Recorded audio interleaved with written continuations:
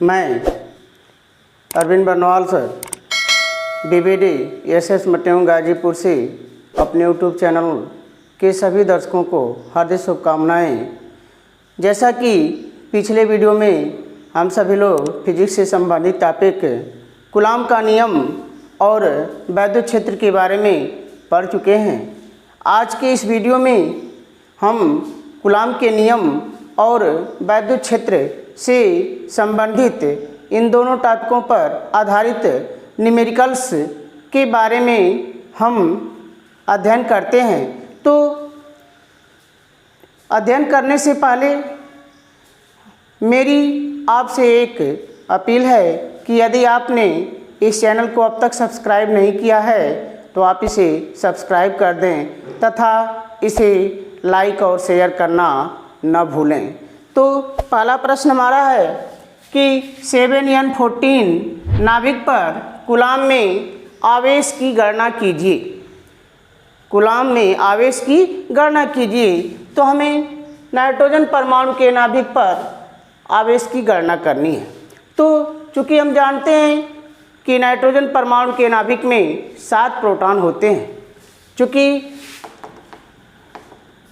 Nitrogen के नाभिक में 7 प्रोटॉन होते हैं, नाभिक में 7 प्रोटॉन होते हैं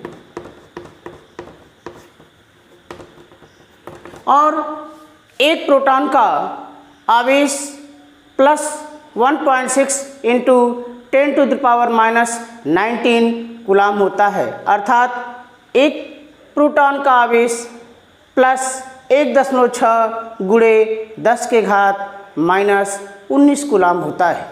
तो चूँकि नाइट्रोजन के नाभिक में 7 प्रोटॉन हैं, अतः कुल आवेश Q = N इंटू E से। तो अब E आवेश के स्थान पर हम प्रोटॉन का आवेश लेते हैं तो यह हो जाएगा 7 गुणे +1.6 गुणे 10⁻⁻19 कूलॉम। तो जब हम गुणा करते हैं तो यह मान होता है हमारा 16 सते 112 अर्थात एक अंक पे दशमलव। तो 11.2 प्लस 11.2 गुणे 10⁻⁻19 कूलॉम। इस प्रकार हम नाइट्रोजन के नाभिक में कुल आवेश की गणना करते हैं कि नाइट्रोजन के नाभिक में आवेश 11.2 गुणे 10⁻⁻19 कूलॉम। और हमारा अगला क्वेश्चन, 2 प्रोटॉनों के मध्य लगने वाले प्रतिकर्षण बल की गणना कीजिए जबकि उनके बीच की दूरी 4 गुणे 10⁻⁻15 मीटर है। तो हमें दोनों प्रोटॉनों के मध्य प्रतिकर्षण बल की गणना करनी, अर्थात कूलॉम के नियमानुसार F = हम जानते हैं कि 1/4πε0 इंटू Q1 Q2/r²। तो हल, जैसा कि हम जानते हैं कि एक प्रोटॉन का आवेश +1.6 इंटू 10⁻⁻19 कूलॉम होता है। तो प्रोटॉन का आवेश चूँकि दोनों प्रोटॉन हैं तो दोनों के आवेश समान होंगे, यानी Q1 = Q2 बराबर 1.6 गुणे 10⁻⁻19 कूलॉम। अब इनके बीच की दूरी यानी R बराबर मान दिया है 4 गुणे 10⁻⁻15 मीटर। हमें ज्ञात करना है बल का मान, F = क्वेश्चन मार्क। तो जैसा कि हम फार्मूला जानते हैं कि बल F = 1/4πε0 इंटू Q1 Q2/r² से।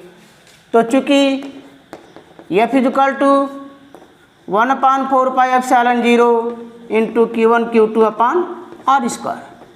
जैसा कि हम जानते हैं कि 1/4πε0 का मान 9 गुणे 10 के घात 9 होता है, तो हम 1/4πε0 के स्थान पर 9 × 10⁹ रख देंगे। तो यह हो जाएगा मान हमारा 9 गुणे 10 के घात 9 गुणे 1.6 गुणे 10 के घात -19 गुणे 1.6 गुणे 10 के घात -19 अपान यह हो जाएगा 4 गुणे 10 के घात -15 होल स्क्वायर। अब इसे जब हम सरल करते हैं तो यह मान हो जाएगा हमारा 9 गुणे 1.6 गुणे 1.6 गुणे यह 10 की घात 9 हो जाएगा और यह 10 की घात -19 और 10 की घात -19 अर्थात इसका मान हो जाएगा 10 की घात -38। तो यह हो जाएगा गुणे 10 की घात -38 बटा 4 गुणे 10 के घात -15 का होल स्क्वायर। तो 4 का वर्ग 16 और 10 की घात -15 का मान हो जाएगा हमारा 10 के घात -30। तो अब 10 के घात -30 को जब हम ऊपर ले जाएंगे तो ये हमारा मान होगा 9 गुणे 1.6 गुणे 1.6 गुणे 10 के घात 9 गुणे 10 के घात -38 बटा 4 गुणे 10 के घात 15 का होल स्क्वायर हो जाएगा 16 गुणे 10 के घात -30। तो अब हम इसको सरल करते हैं तो 16 से जब 1.6 कटा देंगे तो हमारा यह 0.1 हो जाएगा। 10 के घात -30 जब हम ऊपर ले जाएंगे तो 10 के घात +30 हो जाएगा, +30 और यह +9 हमारा 30 9 39 हो जाएगा।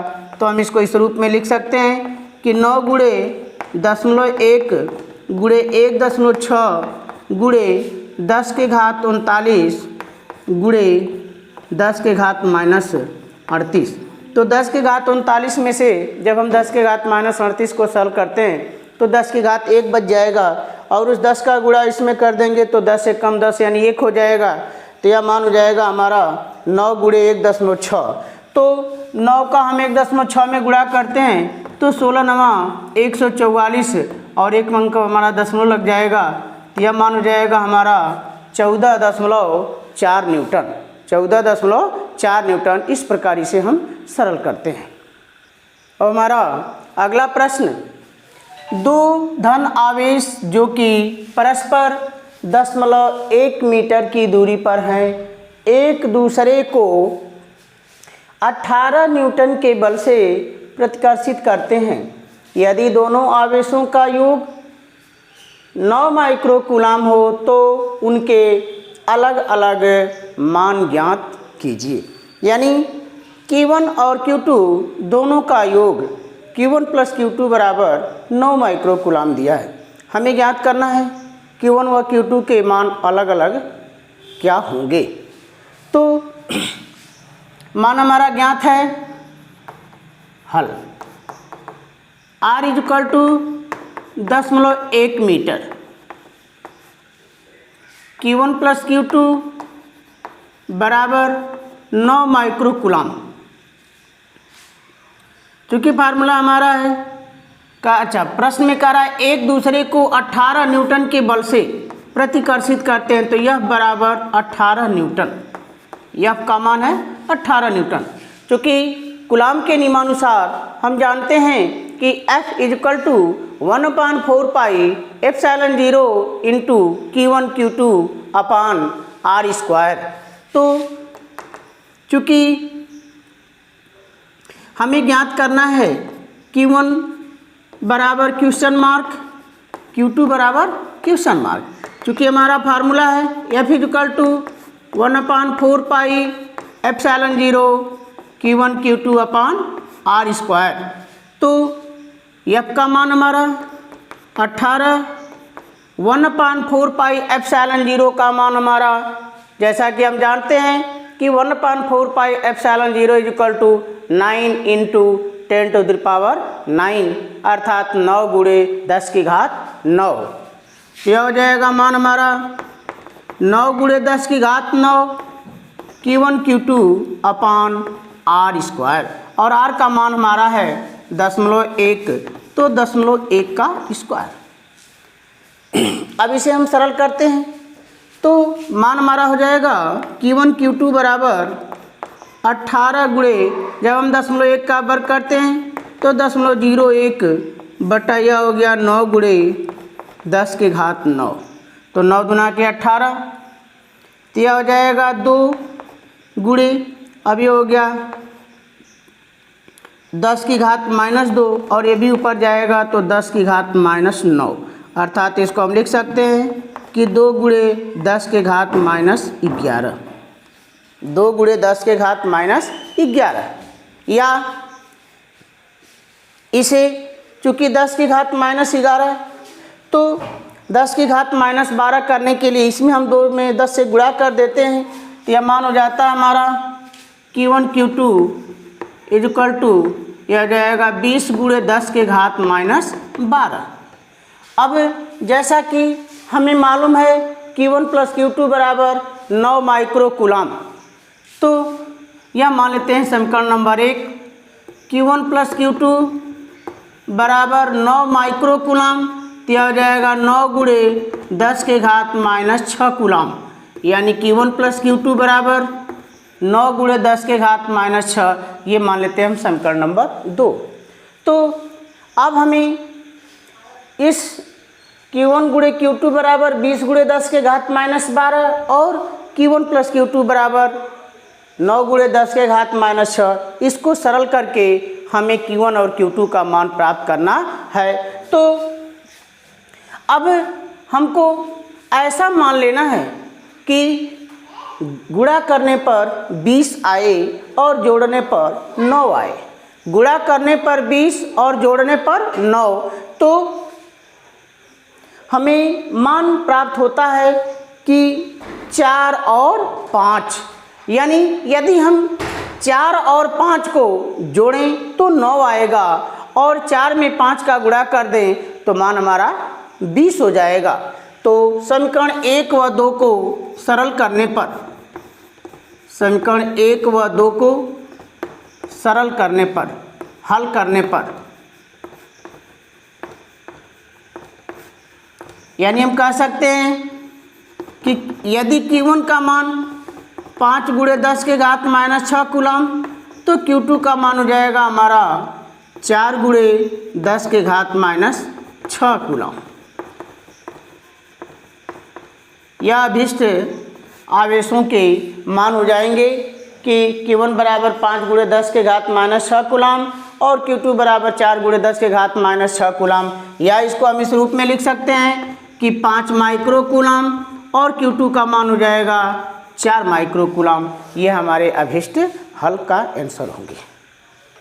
अब आना अगला प्रश्न कि 5 गुणे 10 के घात -4 कूलम आवेश पर 2.25 न्यूटन का बल कार्य करता है, उस बिंदु पर वैद्युत क्षेत्र की तीव्रता की गणना कीजिए।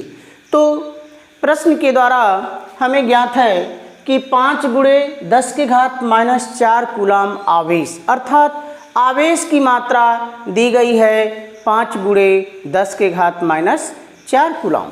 तो हमारा आवेश Q बराबर 5 गुणे 10 के घात -4 कूलम। कह रहा आगे कि 2.25 न्यूटन का बल, यानी बल का मान दिया हुआ है 2.25 न्यूटन, तो F इक्वल टू यह हो जाएगा 2.25 न्यूटन। उस बिंदु पर वैद्युत क्षेत्र की तीव्रता की गणना करनी है, अर्थात हमको E का मान निकालना है, E equal to question mark. तो जैसा कि हम फार्मूला जानते हैं कि E F और Q के रूप में कि E बराबर F/Q, E equal to F/Q। तो चूँकि फार्मूला हमारा है E इक्वल टू F/Q से, तो F का मान हमारा 2.25 न्यूटन और बटा Q का मान हमारा 5 गुणे 10 के घात -4 कूलम।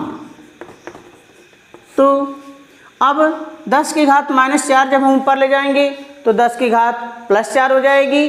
अब 2.25 में हम 5 से भाग देते हैं तो दशमलव लग गया, 5 चौक को 20 और 5 पचे 25, 0.45 गुणे 10 की घात 4 न्यूटन प्रति कूलम। अब मानक रूप में लिखने पर तो 10 की घात यहाँ हम 3 कर देते हैं और एक 10 से इसके अंदर गुणा कर देते हैं तो यह मान हो जाएगा हमारा 4.5 गुणे 10 के घात 3 न्यूटन प्रति कूलम। इस प्रकार ऐसे दिए गए प्रश्न को हम हल करते हैं कि यदि Q का मान हमें ज्ञात हो, F का मान हमें ज्ञात हो, E का मान ज्ञात करना हो तो E = F/Q से F का मान हमारा 2.25 न्यूटन। अगला प्रश्न 5 गुणे 10 के घात -8 कूलम बिंदु आवेश से कितनी दूरी पर वैद्युत क्षेत्र की तीव्रता 450 न्यूटन प्रति कूलम होगी। यानी हमको इस प्रश्न के द्वारा 5 गुणे 10 के घात -8 कूलम का बिंदु आवेश ज्ञात है, यानी आवेश की मात्रा अर्थात Q का मान मालूम है हमें 5 गुणे 10 के घात -8 कूलम और वैद्युत क्षेत्र की तीव्रता यानी E का मान हमें मालूम है 450 न्यूटन प्रति कूलम। तो चूँकि Q = 5 गुणे 10 के घात -8 कूलम, E = 450 न्यूटन प्रति कूलम। हमें ज्ञात करना है R = क्वेश्चन मार्क, कितनी दूरी पर, दूरी का मान हमको ज्ञात करना है। तो अब हम वह फार्मूला लागू करते हैं, वह फार्मूला अप्लाई करते हैं जिसमें Q, E और R तीनों समावेशित हो। तो हम देखते हैं कि इन तीनों से संबंधित फार्मूला हमारा कि E = 1/4 पाई ε0 × Q/R²।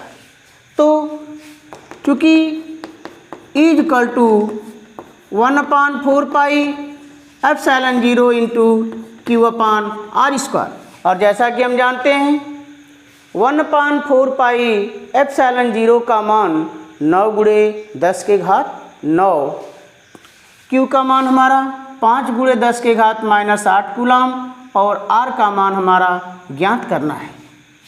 E का मान हमारा है 450 बराबर, तो 9 गुणे 10 के घात 9 गुणे 5 गुणे 10 के घात -8 और बटा R²।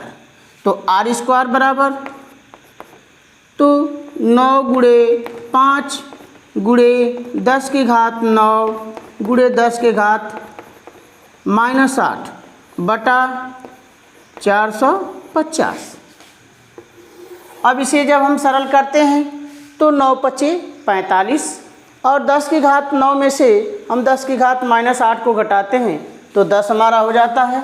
तो 45 गुणे 10 बटा 450, यानी 45 में 10 का गुणा करते हैं तो 450, तो 450 बटा 450 यानी बराबर हो जाएगा 1 मीटर। इस प्रकार हम कह सकते हैं कि 1 मीटर की दूरी पर वैद्युत क्षेत्र की तीव्रता 450 न्यूटन प्रति कूलम होगी। अब हमारा अगला प्रश्न, एक इलेक्ट्रॉन एवं एक प्रोटॉन के बीच की दूरी 0.53 एंगस्ट्रॉम है। इस निकाय का वैद्युत द्विध्रुव आघूर्ण ज्ञात कीजिए, इलेक्ट्रिक डाइपोल मोमेंट ज्ञात कीजिए। तो हमें ज्ञात है कि एक इलेक्ट्रॉन एवं एक प्रोटॉन के बीच की दूरी, जैसा कि हम जानते हैं कि दो विपरीत आवेशों के बीच की दूरी को सदैव हम 2L से प्रदर्शित करते हैं। तो यह हमारा 2L का मान 0.53 एंगस्ट्रॉम। तो लिखेंगे आवेशों के बीच की दूरी, आवेशों के बीच की दूरी, बीच की दूरी 2L बराबर 0.53 एंगस्ट्रॉम।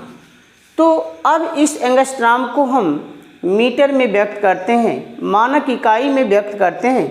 तो जैसा कि हम जानते हैं कि 1 एंगस्ट्रॉम बराबर 10⁻⁻10 मीटर। तो हम 0.53 एंगस्ट्रॉम को लिख सकते हैं कि 0.53 गुणे 10⁻⁻10 मीटर। यह हो जाएगा मान हमारा -10 मीटर। अब इलेक्ट्रॉन और प्रोटॉन, चूँकि इन दोनों के इलेक्ट्रॉन और प्रोटॉन आवेश विपरीत होते हैं परंतु उनका मान समान होता है। तो आवेश का मान होता है 1.6 गुणे 10⁻⁻19 कूलम। तो Q बराबर 1.6 गुणे 10⁻⁻19 कूलम। अब हमारा ज्ञात करना है कि P का मान क्या होगा, P = क्वेश्चन मार्क। तो जैसा कि हम जानते हैं कि चूँकि P बराबर Q × 2L, P का मान होता है Q × 2L। Q का मान हमारा 1.6 गुणे 10⁻⁻19 गुणे 0.53 गुणे 10⁻⁻10। अब इसका मात्रक हो जाएगा कूलम मीटर, कूलम मीटर। अब 1.6 का गुणा हम 0.53 में करते हैं तो 16×48 को 8 हासिल 4 हो जाएगा और 16×5 80 और 4 84। अब चूँकि 2 अंक पर यहाँ दशमलव है और 1 अंक पर यहाँ दशमलव, अर्थात कुल 3 अंक पर दशमलव हमारे लग जाएंगे। तो 1 2 3 यानी यहाँ हमारा दशमलव हो जाएगा 0.848 गुणे 10⁻⁻19 और 10⁻⁻10। तो इसको हम लिख देंगे 10⁻⁻29। तो 0.848 गुणे 10⁻⁻29 कूलम मीटर। अब मानक रूप में लिखने के लिए अब दशमलव का एक स्थान हम दाहिनी तरफ ले जाते हैं तो यह मान हो जाएगा 8.48 गुणे 10⁻⁻30 कूलम मीटर। इस प्रकार इसे हम सरल करते हैं। अब अगला क्वेश्चन, एक वैद्युत द्विध्रुव जिसकी लंबाई 4 सेंटीमीटर है को एक समान वैद्युत क्षेत्र 10⁻⁴ न्यूटन प्रति कूलम से 30 अंश पर रखने से 9 गुणे 10⁻⁻2 न्यूटन मीटर का बल आघूर्ण लगता है। द्विध्रुव के द्विध्रुव आघूर्ण की गणना कीजिए। तो हमें द्विध्रुव आघूर्ण डाइपोल मोमेंट की गणना करनी है, अर्थात P का मान ज्ञात करना है। तो मान हमारे दिए गए हैं, द्विध्रुव की लंबाई हमारी 2L का मान, तो 2L बराबर मान हमारा है 4 सेंटीमीटर, या इसको लिख सकते हैं 4 गुणे 10⁻⁻2 मीटर। वैद्युत क्षेत्र E का मान 10⁻⁴ न्यूटन प्रति कूलम। थीटा का मान हमारा है 30 अंश। बलागुण का मान टाउ, बलागुण का संकेत हम टाउ से प्रदर्शित करते हैं। टाउ बराबर 9 गुणे 10⁻⁻2 न्यूटन मीटर। Newton metre. हमें ज्ञात करना है डाइपोल मोमेंट P का मान। तो अब हम फार्मूला देखते हैं कि टाउ पी ई से संबंधित हमारा कौन सा फार्मूला है। तो हम पाते हैं कि tau equal to P E sine theta, ये हमारा फार्मूला हो जाएगा कि चूँकि tau equal to P E sine theta, तो P equal to tau upon E sine theta. अब हम मान रख देते हैं। तो टाउ का मान हमारा 9 × 10 के घात -2, पी का मान, ई का मान हमको मालूम है ई बराबर 10 के घात 4 और गुणे साइन 30 अंश। अब साइन 30 अंश का मान हमारा 1/2, तो मान हम रख देंगे।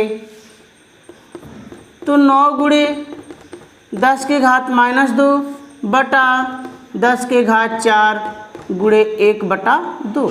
अब यह 2 बटा के बटा में ऊपर चला जाएगा, तो 2 9 18, 18 गुणे 10 के घात -2 और ये 10 के घात 4 को भी जब हम ऊपर ले जाएंगे तो हो जाएगा 10 के घात -4। अब -4 और -2 तो हो जाएगा मान हमारा 18 गुणे 10 के घात -6।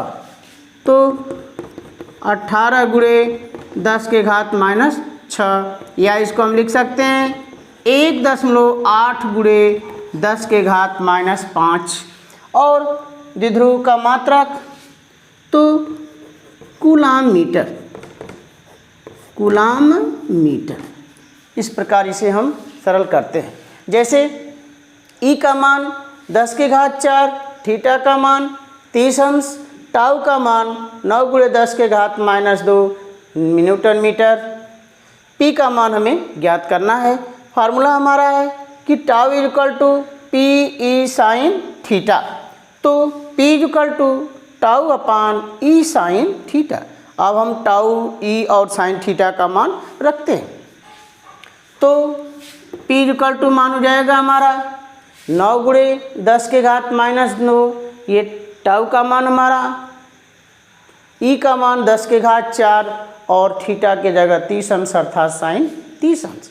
अब साइन 30 अंश का मान हमारा 1/2, तो ये 2 ऊपर चला जाएगा, तो 9 दूना के 18 गुणे 10 के घात -2 और ये 10 के घात 4 भी जब हम ऊपर ले जाएंगे तो 10 के घात -4। अब -2 और -4 हो जाएगा 10 के घात -6, अर्थात ये मान हो गया हमारा 18 गुणे 10 के घात -6। अब इसको जब हम मानक रूप में लिखते हैं तो 1.8 गुणे 10 के घात -5 कूलाम मीटर। इस प्रकार आपको पूरा वीडियो देखने के लिए बहुत बहुत धन्यवाद।